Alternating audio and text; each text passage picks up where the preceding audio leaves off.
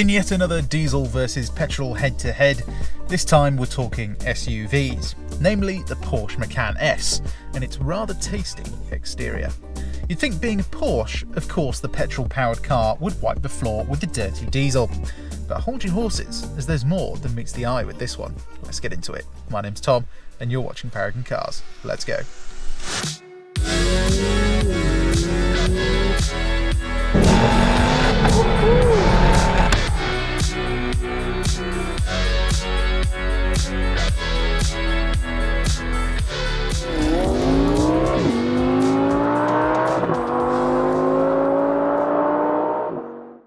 We're on TikTok, so if you want to see weekly updates, behind the scenes footage, and some funny stuff, click the link in the description below to follow us now.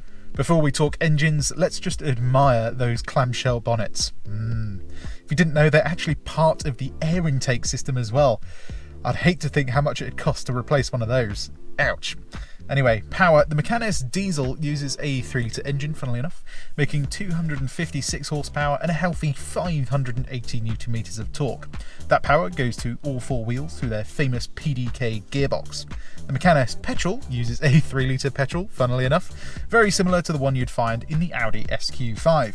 It puts out 354 horsepower and 480 Nm of torque, again through all four wheels and using that delicious PDK. You'd think with basically an extra 100 horsepower, the acceleration would be vastly different. However, these two cars come in at nearly 2 tons apiece. So let's see if the torque of the diesel can close the gap on the 30 to 70 sprint.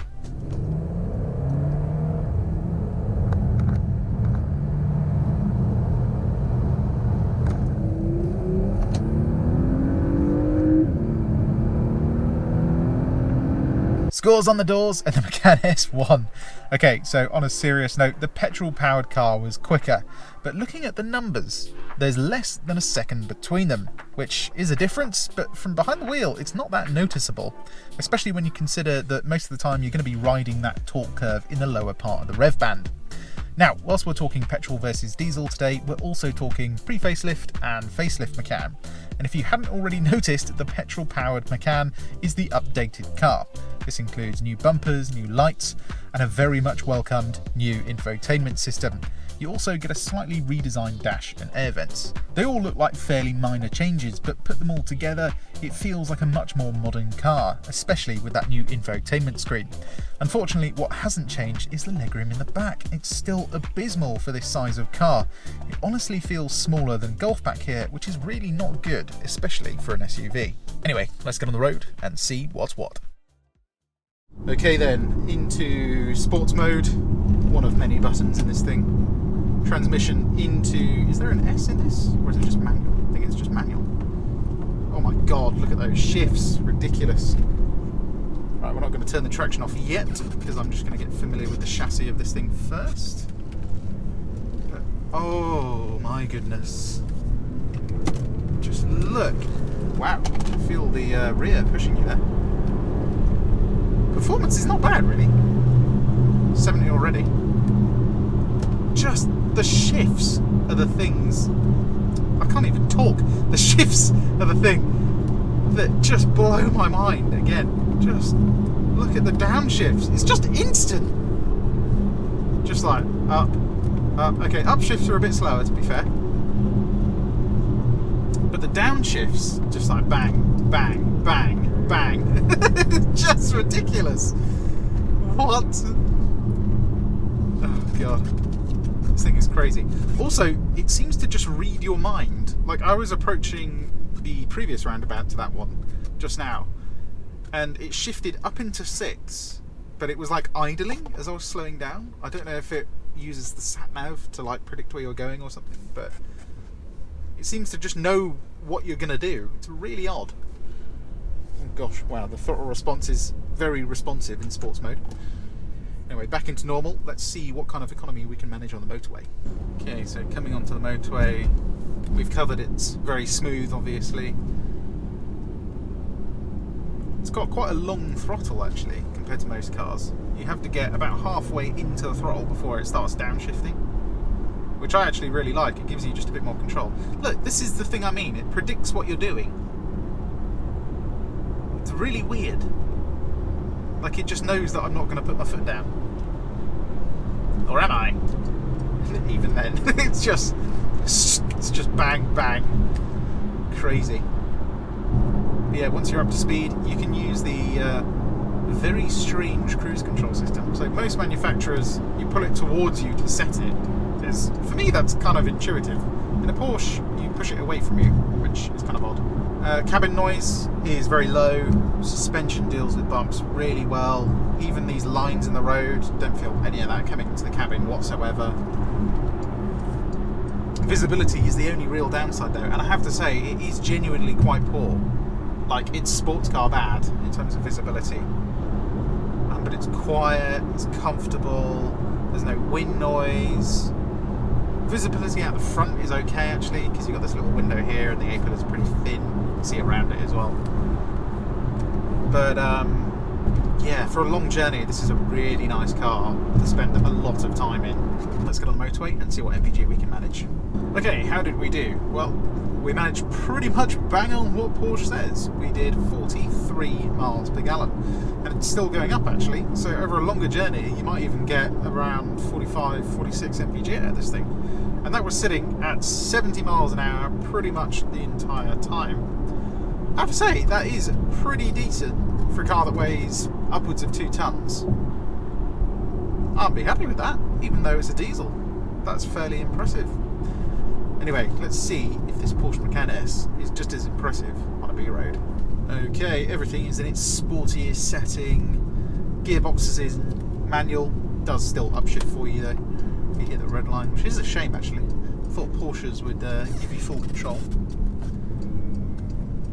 Let's see what this Porsche Macan S is like. Steering is just awesome for an SUV. Even for a regular car is good. Chassis balance, it's pretty good. Prone to a bit of understeer, but you can you can get the chassis to move around. And then welcome to Porsche Airlines. It is quick. It's weird, I mean the 30 to 70 time was not like super fast, it was like small hot hatch quick. But because of the PDK gearbox, it just feels so much quicker. And just look at those downshifts. Brakes, absolutely mega of course. They just give you so much confidence. Just every single thing feels so perfectly calibrated. Suspension deals with the bumps well. You get nice turbo noises from the engine.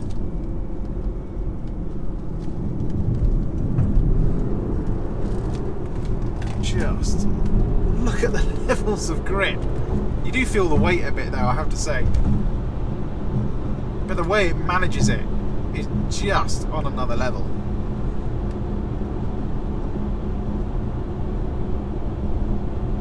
I mean, the main takeaway for me so far is just that gearbox. It's so ridiculously good.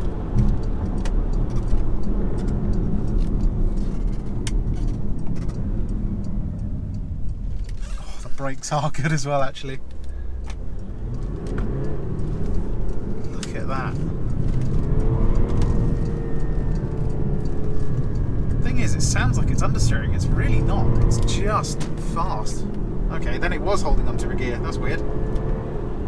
Last time it upshifted itself. So it's not prone to oversteer, it's not prone to understeer. It just feels really satisfying to be behind the wheel of. Just so smooth, so progressive. It's a rewarding driving experience without being leery, which is not something you really get with most cars. Like the steering just wants to sit there. Oh god, it's good.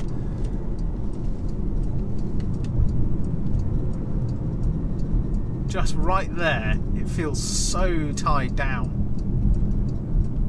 It's just planted beyond belief. And the torque from this engine is really nice. The way they've calibrated it to come in is good.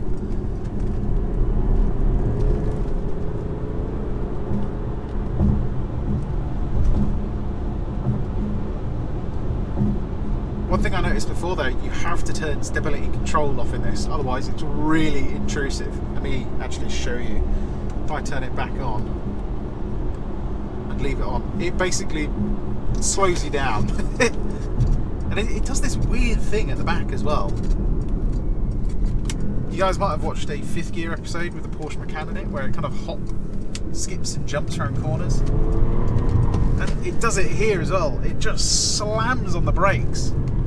Like the second it detects slip, it's just like, whoa. And it really unsettles the car. I think when they were testing this, obviously they do a lot of laps around the Nürburgring, they're never going to have that on. So that's kind of a setting for people that don't know how to drive. And with it off, it just has this lovely, smooth balance to it.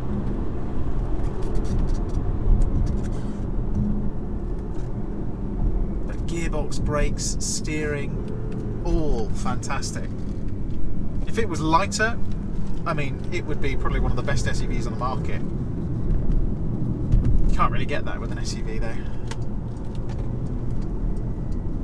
About 2 tons for this thing it's a heavy thing.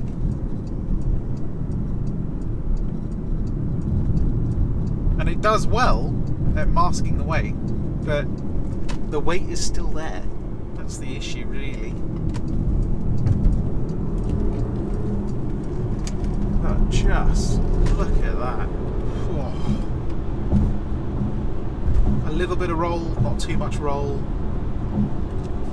Where you feel the weight really is in the tyres. I think if you went for maybe some Michelins instead of Pirellis, you might do a bit better. But you just feel the sidewall like basically giving up. It's just kind of like screaming for help. But it's good that it leans on its side rather than on the front or the back. It does a fantastic job of just managing its weight.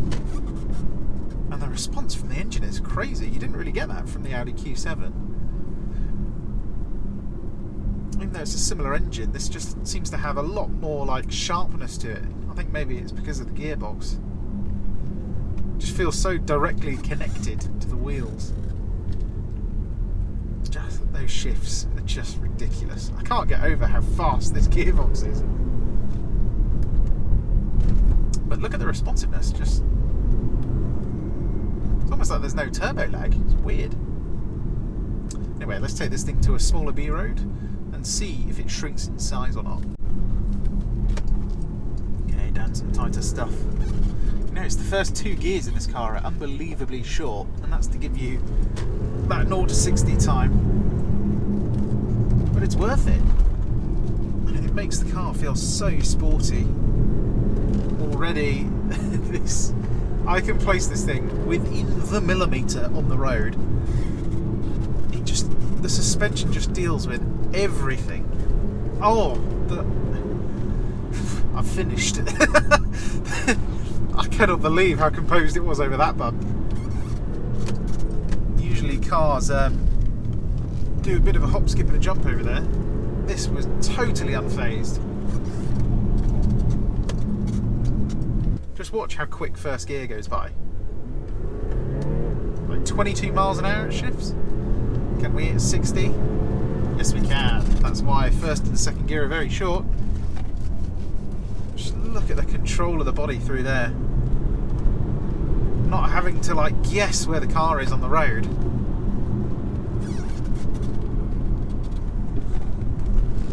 Wow. That is crazy levels of body control. Steering again, fantastic.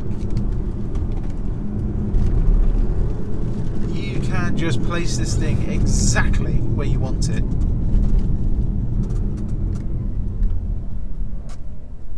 This time we're in the Macan S Petrol. Driving it again, steering weight is lovely. PDK gearbox, absolutely sublime. It just shifts through gears so well, it is crazy. Throttle pedal, brake pedal, easy to modulate. Just everything about Porsches is always so good. Seating position, again, absolutely perfect. You can adjust how far the headrest is actually towards your head as well. So if you've got a bit of a slouch over look like I do, then having the headrest a little bit further forward is nice. It just gives you a bit more head support. But it's just such an easy car to drive. I did notice in the diesel that it would change gears a lot sooner. Obviously you've got a bit more low down torque than the petrol powered equivalent, but it does mean you get a bit of V6 noise, which is pretty nice. Apologies if you can hear the air conditioning, by the way. It is ripping hot today. It's just quiet, comfortable. You really can't complain. Such a good car to waft in. And although the steering's quite heavy compared to a lot of other SUVs like BMW X3s, especially the Audi, it just has this really nice feel to it. It's very precise, very linear, and like it feels like you're moving something, which is nice. A lot of steering racks these days, you sort of turn them and you're kind of just like, what's happening? I don't really know what's going on. This, you're like, oh yeah, I know exactly where the tyres are pointing. And it instills this quiet confidence in you that almost relaxes you in a way, because you just know exactly what the car's doing all the time. It gives you so much confidence. And it even means when you're driving it slowly, it still feels safer.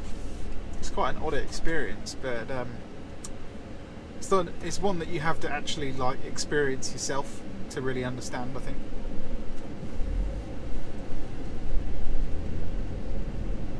Just so smooth. It's weird, you drive this engine in the Audi SQ5, it feels very different. The way it's been set up, this is much more like rev happy. I think because it's connected to a dual clutch rather than a torque converter makes a difference. It feels a bit less sluggish. Anyway, in terms of parking, just like the diesel Macan S, visibility isn't great, and without a reverse camera, it is quite difficult to see out of, especially out the back. The sides aren't so bad, like the wing mirrors, they're a bit small, but the view out the back is like Audi R8 bad. It is genuinely quite awful. Steering lock is okay, but it's, you know, it could be better. Something like a BMW X3 is a bit easier to park. Even a BMW X4 is easier to park. And again, once you're in the space, you realise just how wide this thing is. This thing is like supercar wide. It's pretty crazy. And like, it means getting out can be pretty difficult actually. Obviously, being a wide car, it does mean it's going to handle better than most other SUVs, but it does come with its compromises. The second you set off though, you completely forget about how wide this car is, because it is just beautiful to drive. In with start stop. It's not going to do it now, is it? No. Half throttle coming out of a junction, and oh, it just rockets you down the road. And that PDK, I mean, that is the star of the show really. Engine is fantastic, the way this thing handles is fantastic, but it really is this dual clutch gearbox that it's just imperceivably fast at shifting. Like, it shifts almost faster than you can blink. You like blink and you're like, you've shifted 2 gears. It's crazy. The thing is, you hear it shift, you feel nothing. Like from the seat, like you hear the engine change tone and you see the rev counter drop, but you don't actually feel anything. It's very different to other dual clutch systems. And it's not jerky as well. Like a lot of other dual clutch systems, especially in something like a BMW M3 or M4, you notice their dual clutch box, you sort of have to press the throttle and it's kind of engaged or not engaged, and it's always a bit weird to use. This is just, you know, it drives as smooth as a torque converter like a ZF 8-speed does, yet shifts like a proper dual clutch system. It really is impressive. Anyway, in terms of MPG, you can get about 34 out of this thing realistically. So hopefully we can get that today. It just depends on traffic. which means then, you know, if you factor in the price of diesel versus petrol, the diesel's still a little bit better on the motorway, but, you know, swings and roundabouts really. Petrol sounds better, is probably going to be a bit more exciting on a B road. Coming onto the motorway, gearbox again, just responds well. It always keeps you in the power band, which is nice. A lot of other cars, even in their comfort settings, they seem to just, you know, be aiming for that perfect fuel economy figure rather than actually giving you a smooth driving experience. Whereas this Porsche is just wonderful. Right, on the motorway then, how does this compare to the diesel? Well, low down torque is a bit different, which does mean you can't get that kind of like feeling of just effortless power that the diesel has, but press the throttle and that PDK gearbox really does respond well. It does mean you're not really waiting any more than you would in the diesel car, so it's just as nice to drive really. Just as quiet, just as smooth, just as refined. I mean, it's hard to call. I mean, really it comes down to the economy, and currently doing 18.6 miles per gallon. The diesel is a bit more fuel efficient, so I think if you're doing a lot of motorway miles, already I can tell the diesel's going to be a bit better. But the petrol, it wins my heart rather than my head, I think. So, yeah, if you're looking for a Macan S that is good for longer motorway journeys, I'd probably go for the diesel, as it's going to be quite a bit cheaper to run. Well, you know, 44 mpg out of the diesel, 31 out of this. Diesel and petrol are nearly the same price at the minute as well, so the diesel is quite a lot cheaper to run at the minute. You know, subject to T's and C's and all that. But yeah, at the minute, the diesel Macan is definitely better. And it is nice that you get that sort of low down grunt from it, where you're not really having to change gears. I know this PDK gearbox is basically instant, but you know, there is like a millisecond difference, and it just makes it a bit of a smoother experience in the diesel. So yeah, I'd probably go for the diesel if you're doing motorway journeys. However, if you live in the sticks and you have B roads near you, is this petrol worth the sacrifice in fuel economy? Let's find out. Okay, how does the petrol handle compared to the diesel car? Dynamically, I'm guessing they're going to be fairly similar. Having said that, I think the petrol engine is a bit lighter than the diesel, so there might be a minor difference.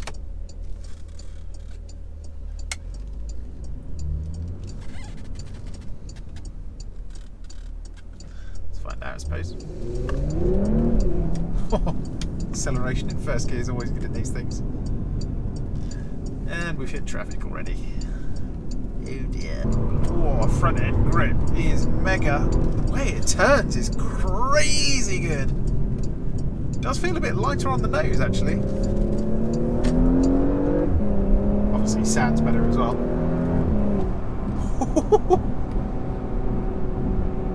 It's quicker, but it's not as quick as I was expecting it to be. The diesel's really not far off this thing.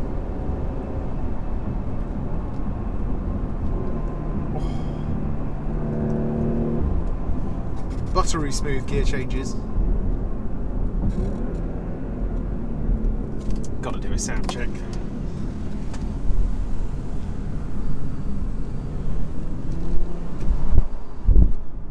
You can go from first gear actually. No, it's not very good for the gearbox doing that, but bit of turbo noise, bit of V6 noise. Does sound good.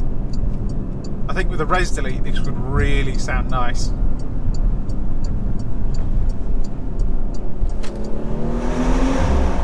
Woohoo!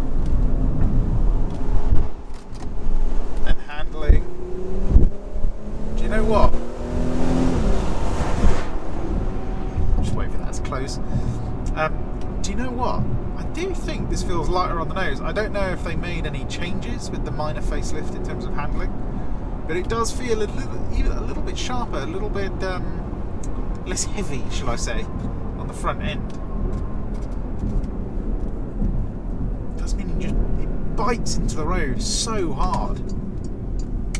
And you sort of think, oh, it's got to understeer at some point, surely. And then it doesn't understeer. Oh, an Alpina, that's nice. And it never seems to understeer. It's very odd. Not quite sure how they do that.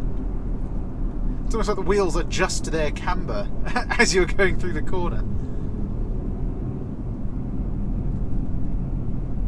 It means you can carry silly speeds in this thing. Like if you were on a racetrack, you'd be going round like hot hatches. It's just mad to think about. This isn't even like the Macan Turbo, and it's still so fast around the corner. Right, let's get to a B road and see how this thing handles. Okay. Now the diesel down here was very good. I'm guessing this is even better. Oh, it's so good. Oh yeah, the front end definitely feels a bit more dialed in. Just a tad sharper. You have to be careful about the width though. You can just chuck it around corners. 2 tons and you can just chuck it around a corner. Crazy stuff. 2 tons that's high up as well. Oh my goodness. Can feel some torque vectoring stuff going on there. Okay, as good as the PDK is, I'm not going to launch it, but let's see if we can hit 60 before the corner. Of course we can. Look at that.